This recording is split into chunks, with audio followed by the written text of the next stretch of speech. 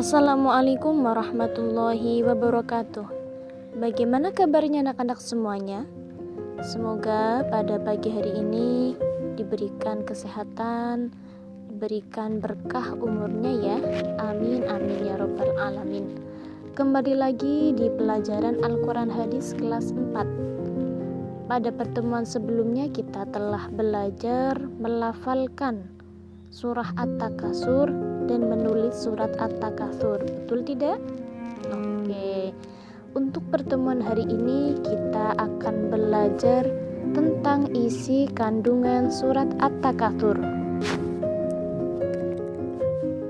Masih ingat kan ya lafal surah At-Takasur? Sambil mengingat, Bu Guru akan mengupas kembali tentang lafal surat At-Takasur. Dengarkan baik-baik ya. A'udzu billahi minasyaitonir rajim. Bismillahirrahmanirrahim. Alhaakumut takatsur hatta zurtumul maqabir. Kalla sawfa ta'lamun. Thumma kalla sawfa ta'lamun. Kalla law ta'lamuna ilmal yaqin. La tarawunnal jahim. Mala tarawunnaha aynal yaqin. Thumma latus'alunna yawma idzin 'anin na'im. Shadaqallahul 'azim. Baiklah, untuk sekarang kita akan masuk ke memahami isi kandungan surah At-Takasur. Seperti yang kita ketahui bersama bahwa surat At-Takasur adalah surat yang ke-102 dan terdiri dari 8 ayat. Kata At-Takasur diambil dari ayat pertama, yaitu bermegah-megahan. Surah At-Takasur sendiri termasuk golongan surah Makkiyah. Asbabun nuzul surah At-Takasur ini menurut Ibnu Hatim yang bersumber dari Ibnu Buraidah meriwayatkan bahwa ayat ini, yaitu ayat dari surah At-Takasur, turun berkenaan dengan dua kabilah Ansor, yaitu dari Bani Harisah dan Bani Haris, yang saling menyombongkan diri dengan kekayaan dan keturunannya. Mereka saling bertanya, "Apakah kalian memiliki jagoan segagah dan sekecakatan si Fulan?"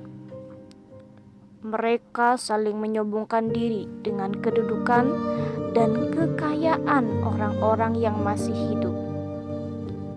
Mereka juga saling mengajak pergi ke kuburan untuk menyombongkan kepahlawanan golongannya yang sudah gugur dengan mengatakan kuburannya.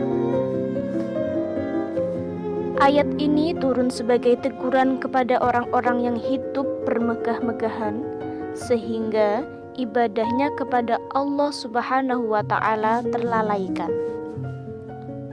Secara garis besar, pokok kandungan surah At-Takasur adalah perilaku manusia yang suka bermegah-megahan dalam soal kehidupan duniawi, sehingga menyebabkan lalai dari tujuan hidupnya, yaitu taat dan beribadah kepada Allah Subhanahu wa Ta'ala. Lalu ia baru akan menyadari kesalahannya jika maut sudah menjemputnya.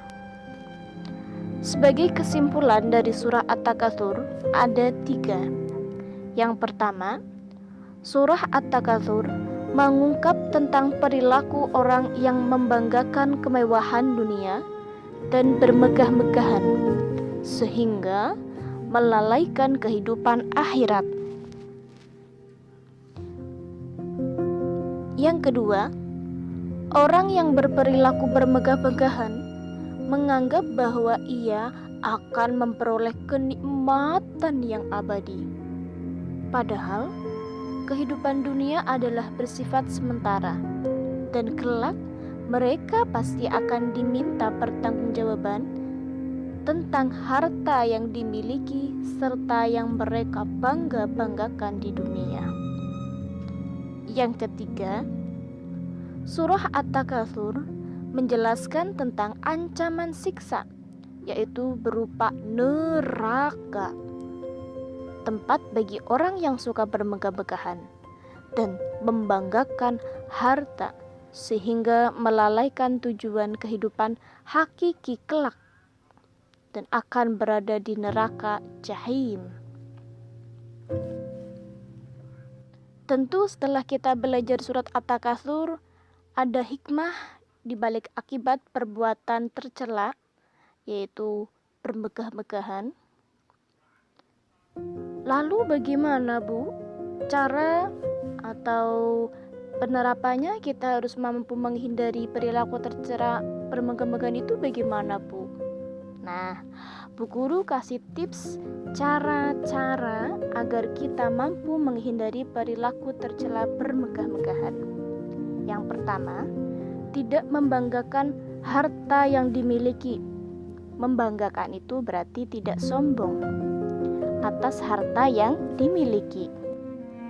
Karena ingat bahwa harta itu adalah titipan dari Allah Subhanahu wa Ta'ala. Yang kedua, memilih pola hidup sederhana tapi bermartabat. Contohnya, ketika kita punya tabungan yang banyak, maka kita gunakan dalam kehidupan sehari-hari secukupnya tanpa menghambur-hamburkan uang. Nomor 3, tidak menjadikan harta kekayaan sebagai tujuan hidup. Ingat bahwa tujuan hidup kita semata-mata hanya untuk taat beribadah kepada Allah Subhanahu wa Ta'ala. Dan kita juga harus ingat bahwa harta tidak akan dibawa mati. Yang keempat, harta kekayaan yang dimiliki tidak menjadikan lalai dalam mengingat Allah Subhanahu wa Ta'ala. Yang kelima, bersikap selektif dalam mencari harta dengan tidak menghalalkan segala cara. Selektif di sini bisa memilih mana yang baik dan mana yang tidak. Nomor 6, mencari harta yang halal dan baik adalah bersifat wajib. Sekian materi dari Bu Guru, semoga materi ini bermanfaat untuk semuanya ya. Oke, sekarang coba jawab pertanyaan Bu Guru ini. Silahkan jawabannya ditulis di buku tulis. Yang pertama, apa saja isi kandungan dari surat At-Takatsur?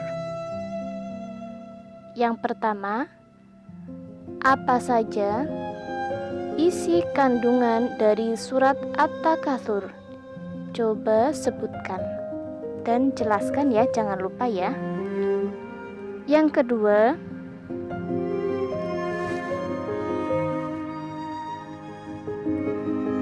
coba sebutkan 2 contoh kebiasaan kamu hidup sederhana.